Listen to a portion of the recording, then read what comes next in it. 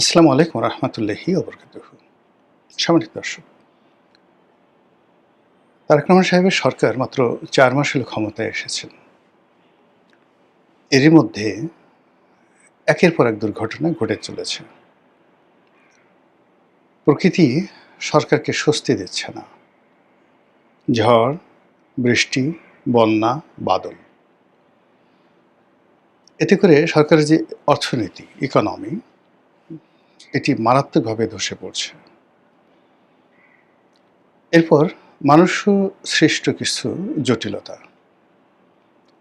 প্রতিটি মানুষ যার যার অবস্থানে থেকে তার লোভ, লালসা, কামনা, বাসনা প্রায় প্রতিটি জিনিসই এক্সট্রিম অশ্লীলতা, এক্সট্রিম নির্মমতা এই পর্যায়ে তারা নিয়ে গেছে। যেমন ধরুন আমাদের সমাজে চাঁদাবাজি, তারপরে লুটতরাজ, ডাকাতি সবসময় ছিল। এমনকি ইনুস জামানাতে ছিল, শেখ হাসিনার জামানাতে ছিল। কিন্তু গত ৪ মাসে চট্টগ্রামে একের পর এক যে ঘটনাগুলো ঘটছে, সিলেটে যে ঘটনা ঘটছে, বরিশালে যে ঘটনা ঘটছে, ঢাকা শহরের মোহাম্মদপুর, উত্তরা, সায়েদাবাদ, কারওয়ান বাজার থেকে শুরু করে বিস্তীর্ণ এলাকাতে যা কিছু ঘটছে, এর সবকিছুই মনে হচ্ছে মনুষ্য সৃষ্ট গজব। এত নির্মম, এত অসহায় সমাজ আমরা কখনো দেখিনি। যেখানে মানুষ আক্রমণ করে থানা ভেঙে ফেলছে এই গত ৪ মাসে। যেখানে কোনো একজন আশ্রয় প্রার্থীকে বাঁচানোর জন্য পুলিশ তাকে এনে থানাতে রেখেছে। সেই থানা সিলেটে আক্রমণ করে তারপরে থানার যে টিনের চাল খুলে সেখান থেকে আসামিকে বের করে নিয়ে গেছে। বা বের করে নেয়নি, কিন্তু টিনের চাল খুলেছে। আমরা খবরটা দেখেছি, ডিটেলস আমি এটা বলতে পারবো না। কিন্তু এই সকল ঘটনা মানে থানা আক্রমণ করেছে, চারিদিকে লোকজন ঘেরাও করে আছে। এরপরে লোকজন থানার উপরে উঠে গেছে, টিনের চাল খুলে নিয়ে গেছে। এতটুকু পর্যন্তই থাকেন না কেন, পিলে চমকে যাবে। এরপরে আরেকটি জায়গাতে যেখানে ঘটলো যে পুলিশের এক কর্মকর্তাকে মারধর করলো, ওসি কান্নাকাটি করলো এবং সেখানে বলা হলো যে অমুকে মেরে ফেলা হয়েছে, এরকম একটা ধোঁয়া তুলে পুরো পুলিশের যে কান্নার দৃশ্য, সেই দৃশ্য সারা দেশকে নাড়িয়ে দিয়েছে। সরকারের যে অর্গানগুলো রয়েছে, সেটা এক্সিকিউটিভ, জুডিশিয়ারি এবং পার্লামেন্ট, কেন যেন এগুলোর সাথে সমন্বয় হচ্ছে না। যারা ভুক্তভোগী, সরকারি অফিসে যারা কাজকর্ম করতে যান, তারা জানেন যে কী পরিমাণ ঘুষ এবং দুর্নীতি বেড়েছে। তারপর যারা ব্যবসা বাণিজ্য করেন, তারা খুব ভালো করে জানেন যে পেট চালাতে, সংসার চালাতে, অফিস চালাতে তাদের কী পরিমাণ কষ্ট করতে হচ্ছে। এরই মধ্যে নির্বাসিত, তারপর ক্ষমতা থেকে উচ্ছেদ হয়ে যাওয়া এবং নিষিদ্ধ সংগঠন আওয়ামী লীগ এবং তার সভানেত্রী এবং একই সঙ্গে তার যারা বড় বড় নেতা রয়েছেন, তারা যে ভাষায় দেশের বাইরে থেকে, দেশের ভেতরে থেকে তারা যে ভাষায় কথা বলছে, এটা অনেকটা সেই পূর্ব বাংলার সর্বহারা পার্টির মতো করে। আমি ৮১-৮২ সনের দক্ষিণ অঞ্চলের কথা জানি। সর্বহারা গ্রুপের লোকজন চিঠি দিতেন, আমরা তোমাদের বাড়িতে আসছি, এত টাকা রেডি রেখো। তো এই চিঠি নিয়ে থানায় গিয়ে, কোথাও গিয়ে কোনো মানুষ সাহায্য পাবে এই আশাই তারা করতো না, এবং পুরো বাড়িতে একটা মরণ কান্না শুরু হতো। বিশ্বাস করেন, আওয়ামী লীগের অনেকগুলো সাইবার গ্রুপ তৈরি হয়ে গেছে, যাদের কাজই হলো সেই বিভিন্ন রকম ভয়ঙ্কর সব ছবি প্রোফাইলে দিয়ে হোয়াটসঅ্যাপের মাধ্যমে, তারপর বিদেশি নম্বর ব্যবহার করে বিভিন্ন মানুষকে টেলিফোন করা। টেলিফোন করার আগে সে পরিচয় দেয়, আমার নাম অমুক, আমি সাইবার কমান্ডার, সেক্টর নম্বর অমুক। বা আমি ২৪ কি যোদ্ধা এরকম কিছু একটা নাম দিয়ে মানে ভয়ঙ্কর সব ২৪ এর গেরিলা কমান্ডার, প্ল্যাটুন নম্বর 6 বা প্ল্যাটুন নম্বর 7 বলে একটা মেসেজ দিল, আপনার কোড নম্বর 0011 0011 এই আপনার কোড নম্বর। এখন আপনি কিছু বুঝতেছেন না যে একটা অদ্ভুত ছবি আসছে, 0011 অমুক বলছি ইত্যাদি ইত্যাদি কিছু না। এরপর আপনাকে একটা ফোন দিল, ফোন দিয়ে সে যা ইচ্ছে তাই বলে গেল। এখন আপনি যদি একজন এসপি হন, ডিসি হন, আপনার তো একটা পরিবার আছে। আপনি যে কোনো মন্ত্রী হন, এমপি হন, আপনার একটা পরিবার আছে, পরিজন আছে। এইভাবে প্রতিদিন ম্যাটিকুলাসলি বহু মানুষের জীবন হারাম করে দেয়া হচ্ছে। ফলে কি হচ্ছে, সব কথা সবাই শেয়ার করেন না, সব কথা সবাইকে বলেন না, কিন্তু যে যার অবস্থানে বসে একটা আতঙ্কের মধ্যে তারা পড়ে গেছে। দ্বিতীয়ত, জামাত এবং এনসিপি তাদের আচার এবং আচরণ এটি সরকারের কাছে স্বাভাবিক মনে হচ্ছে না, বিএনপির কাছে স্বাভাবিক মনে হচ্ছে না, আবার বিএনপির আচার আচরণও এনসিপি এবং জামাতের কাছে স্বাভাবিক মনে হচ্ছে না। আমরা যারা সন্দেহ করছি দূর থেকে যে জামাত, এনসিপি, বিএনপির মধ্যে একটা গোপন সমঝোতা আছে, বন্ধুত্ব আছে, এবং তারা সম্মিলিতভাবে আমি এবং মামুদের একটা দামি সরকার পরিচালনা করছে, এই যে আমাদের সন্দেহটা হয়তো অমূলক হয়ে যাবে খুব দ্রুত। কতগুলো বিষয় নিয়ে তাদের মধ্যে যে মতদ্বৈধতা চরম পর্যায়ে পৌঁছে গেছে, দূরত্ব অনেক পর্যায়ে চলে গেছে, এটি এখন ক্রমশ স্পষ্ট থেকে স্পষ্ট হয়ে যাচ্ছে। অন্যদিকে সরকারের যে সমস্ত লোকজন মন্ত্রী হয়েছেন, এমপি হয়েছেন, কিন্তু বিএনপির সাথে সম্পৃক্ত ছিলেন না, অনেকে ছোট ছোট দলের মালিক ছিলেন, সে সকল দল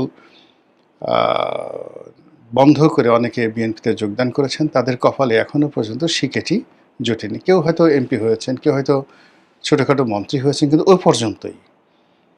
বরং তারা যেটা মনে হচ্ছে যে এই মন্ত্রী এমপি না হলে তারা এই রাজপথে মানুষের যে সহানুভূতি পেতেন সেটা এখন বুমেরাং হয়ে গেছে। এখন লোকজন তাদেরকে দেখলে বিএনপির দালাল বলে, বিএনপির পাঁচাটা বলে, বিএনপির নাপিত বলে বাংলা কথায়।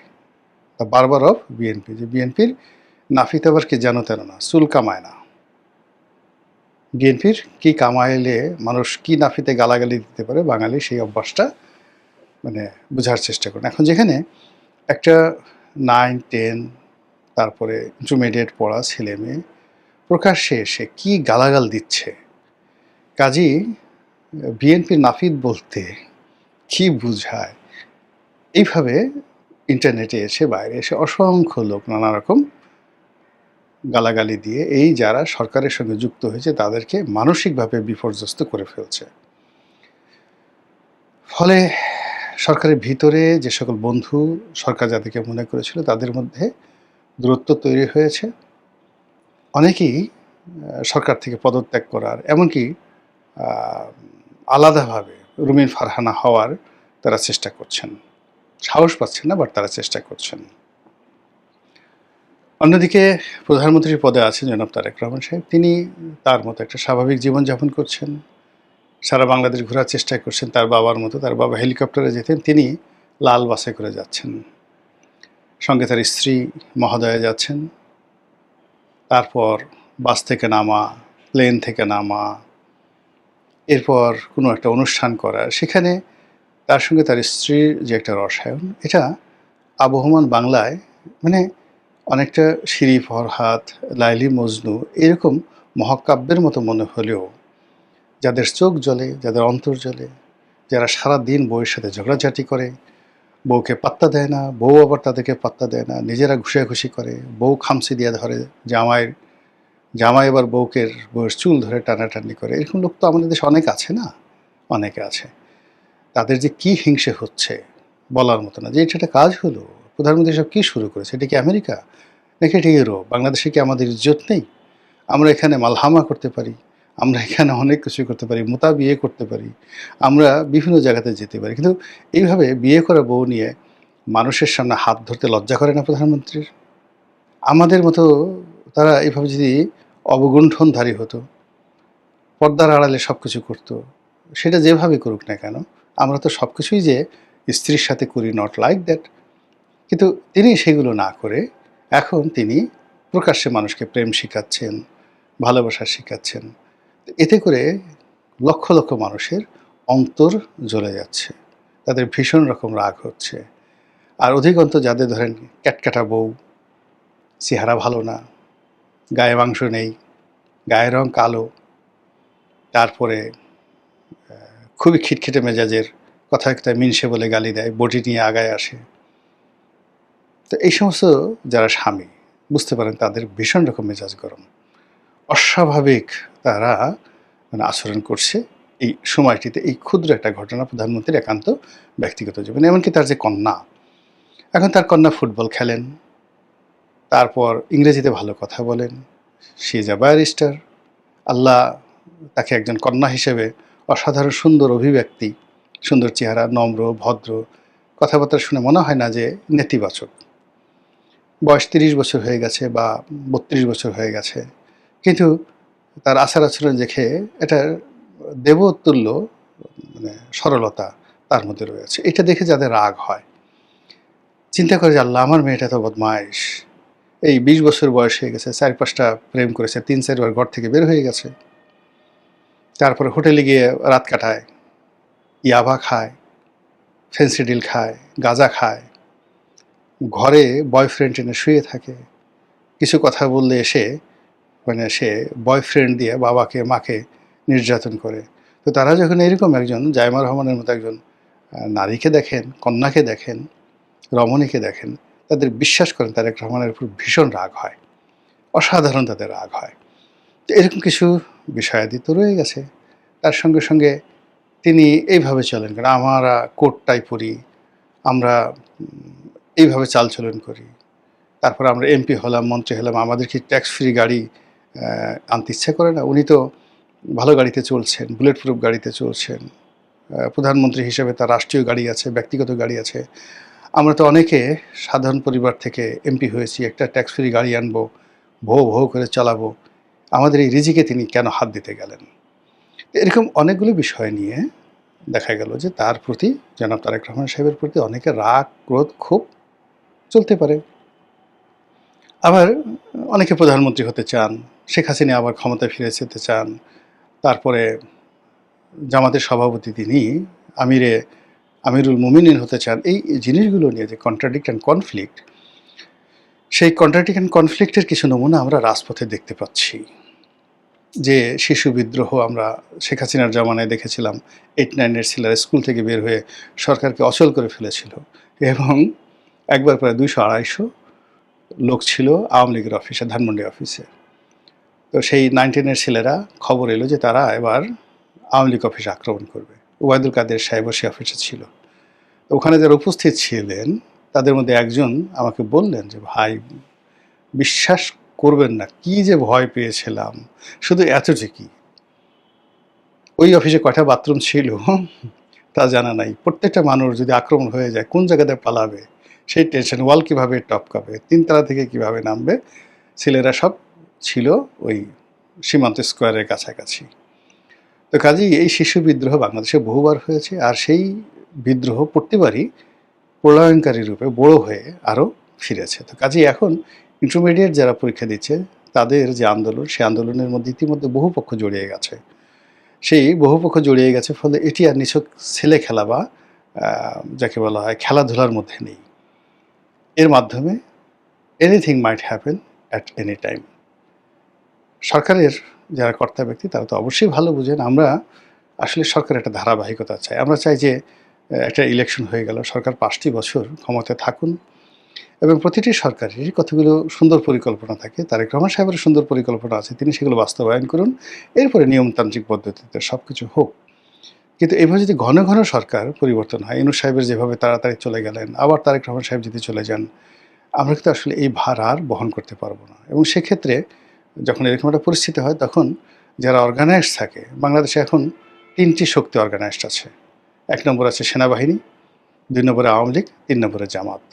এখন এই 3টি শক্তির একটিও যদি আসে, সেটিকে আপনার আমার জন্য খুব বেশি ভালো হবে না খারাপ হবে, চিন্তা করতে থাকুন আর দেখতে থাকুন। মহান আল্লাহ আমাদের সবাইকে হেদায়েত দান করুন এবং হেফাজত করুন। আসসালামু আলাইকুম